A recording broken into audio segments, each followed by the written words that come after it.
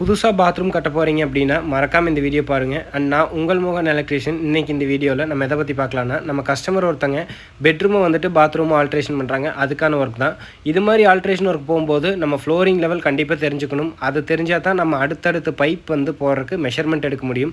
இங்கே சிம்பிளாக wall mixer plus 1 piece கிளாசெட்டு ஒரு வாஷ் பேஷன் இது மட்டும்தாங்க ஒர்க் பண்ண போகிறோம்.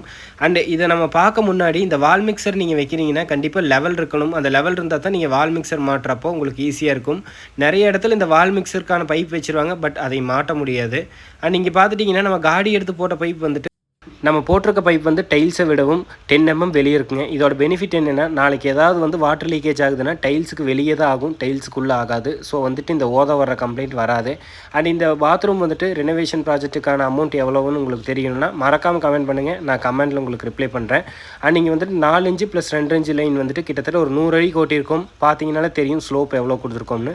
அண்ட் தேங்க்ஸ் ஃபார் வாட்சிங். தேங்க்யூ.